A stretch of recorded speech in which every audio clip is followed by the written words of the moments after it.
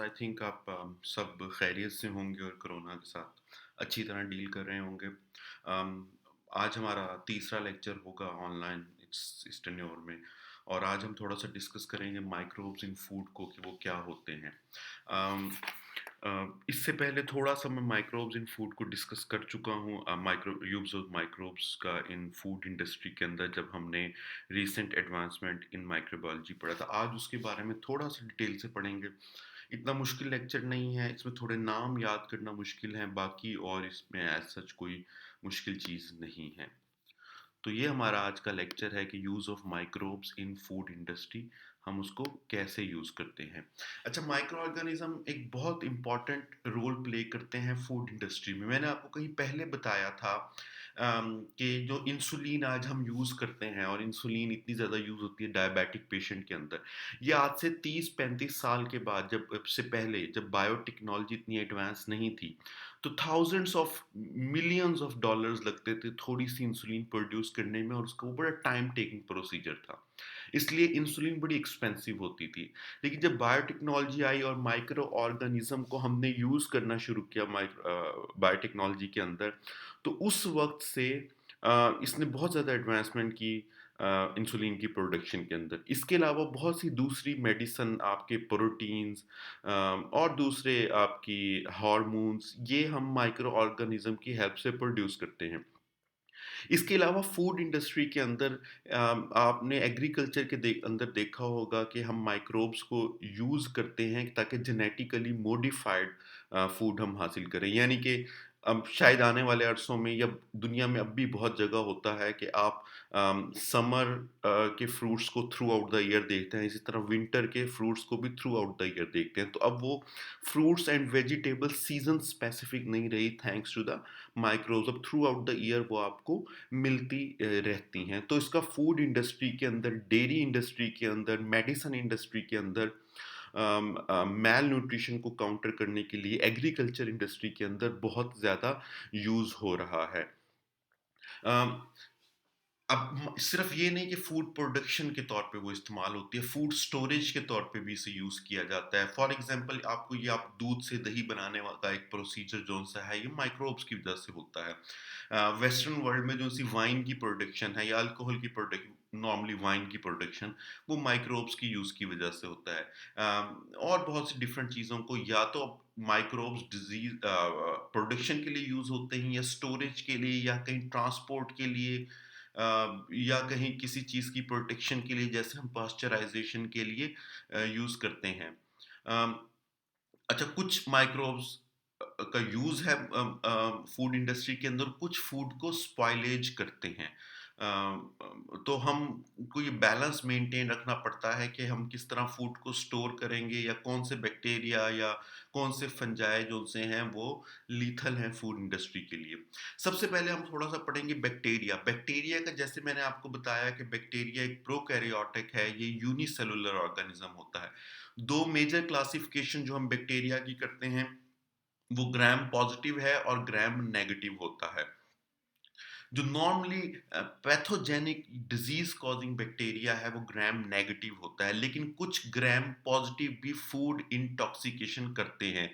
जैसे हमने क्लॉस्ट्रीडियम बोचुलाइनम के बारे में मैंने आपको बताया, क्लॉस्ट्रीडियम परफरिंजन के बारे में मैंने आपको पहले बता रखा है कि इस ये जो से होते हैं, इनके टॉक्सिन्स को सबसे लीथल टॉक्सिन समझा जाता है।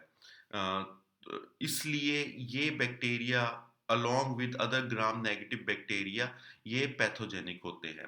कुछ ऐसे बैक्टीरिया होते हैं जो फूड स्पॉइलेज करते हैं, या इन्फेक्शन या डिजीज कॉज करते हैं, जिसकी एग्जांपल इकोलाई है, प्रोटियस करता है, सीडोमोनास करता है, एसिनोबैक्टर करता है, साल्मोनेला करता है। साल्मोनेला के बारे में मैंने आपको पहले भी ये शायद डिस्कस किया था कि साल्मोनेला नॉर्मली फ्रेश फूड के ऊपर ग्रो करता है, और ये जब सीजन चेंज होता है तो उसके अंदर डायरिया या वॉमिटिंग वगैरह, ये आमतौर पर साल्मोनेला इसके अलावा यर्सीनिया वगैरह, यर्सीनिया एक डिजीज भी कॉज करता है, यर्सीनिया पेस्टिस, ये ताउन जिसे आप कहते हैं, ये डिजीज भी बैक्टीरिया कॉज करता है।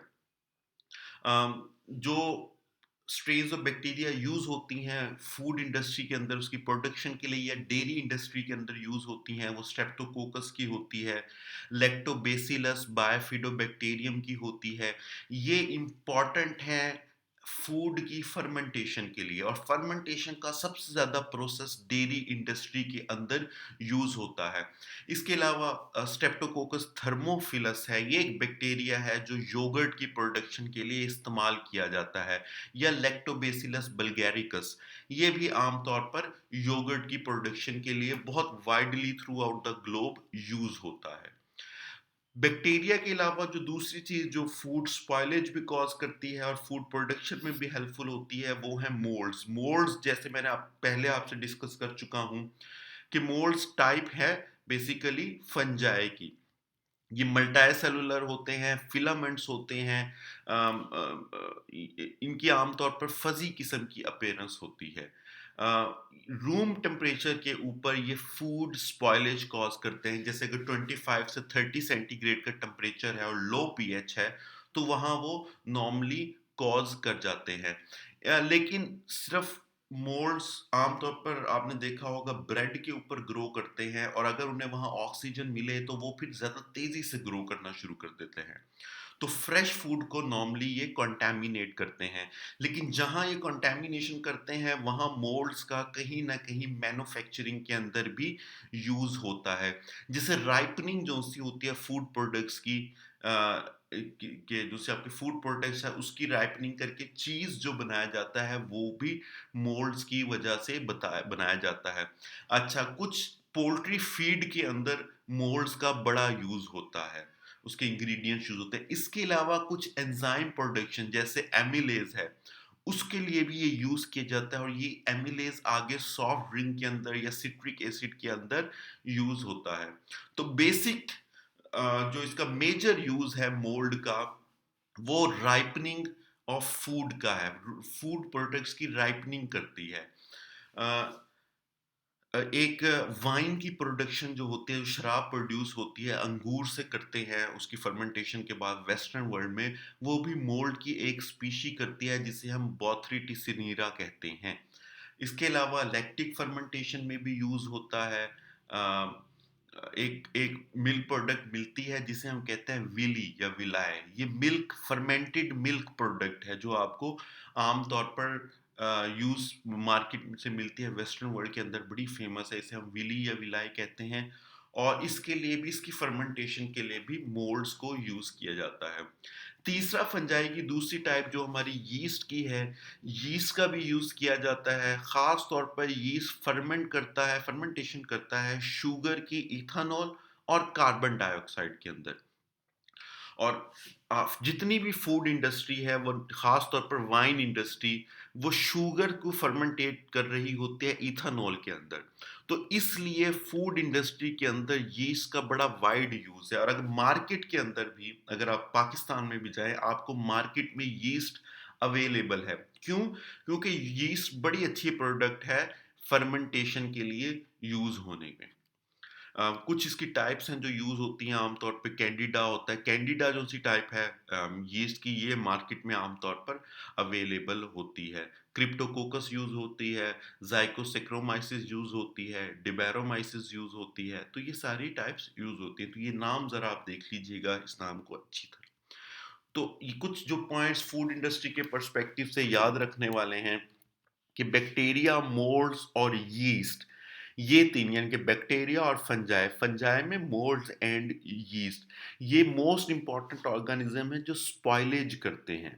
फूड की स्पॉइलेज करते हैं और एक्सप्लॉइटेशन करते हैं, इसकी प्रोडक्शन को कम करते हैं। लेकिन यही दूसरी साइड पर यूज़ भी हो रहे हैं फर्मेंटेशन ऑफ डेयरी इंडस्ट्री की।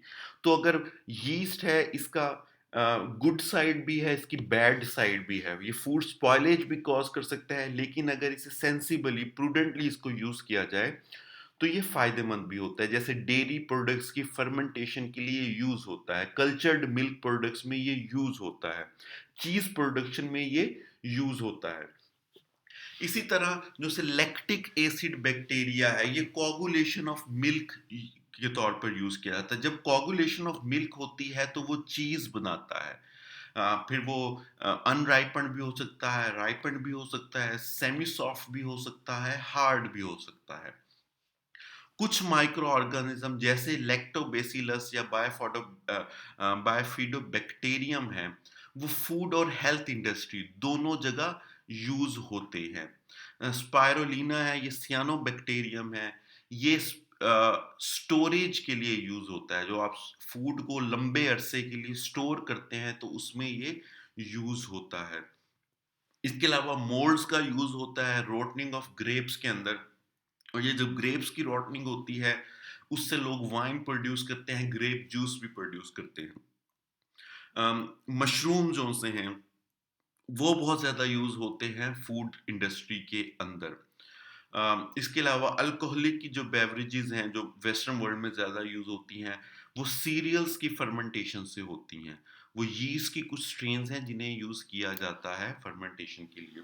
तो जो इम्पोर्टेंट बात है वो आपने याद रखनी है कि जो बैक्टीरिया है, जो फंजाई है, ये 2 मेजर चीज़ें हैं जो एग्रीकल्चर से शुरू होती हैं। जो एग्रीकल्चर में आप फॉर एग्ज़ाम्पल अगर आप सीरियल्स को ग्रो कर रहे हैं या आप चनों को ग्रो कर रहे हैं एग्रीकल्चर फील्ड के अंदर, तो वहाँ बैक्टीरिया का बड़ा यूज़ होता है नाइट्रोजन फिक्सेशन के लिए। तो वहाँ से इनका यूज़ शुरू होता है, प्रोडक्शन में फिर इनका यूज़ है, स्टोरेज में इनका यूज़ है और फिर बहुत सी जगह एंजाइम्स बनाने के अंदर, प्रोटीन्स बनाने के अंदर, कोई प्रोडक्ट्स बनाने के अंदर इनका यूज़ होता है। तो फूड इंडस्ट्री के अंदर बैक्टीरिया और फंजाई का एक बहुत ज़्यादा यूज़ है। इसके बरक्स यही बैक्टीरिया और फंजाई कई दफ़ा अगर इनका प्रॉपर यूज़ ना किया जाए तो ये फूड स्पॉइलेज भी करते हैं। तो दुनिया में सबसे ज़्यादा फूड स्पॉइलेज भी बैक्टीरिया और फंजाई की वज़ह से होता है और इसका यूज़ भी सबसे ज़्यादा है। तो ये आपने इसकी बेसिक चीज़ें इस लेक्चर में याद रखनी है, कुछ इसके नाम वग़ैरह आपने याद रखने हैं ताकि आपको इस सिलसिले में कोई प्रॉब्लम ना हो। कोई क्वेश्चन हो तो आप मुझसे पूछ लीजिएगा। तब तक के लिए थैंक यू।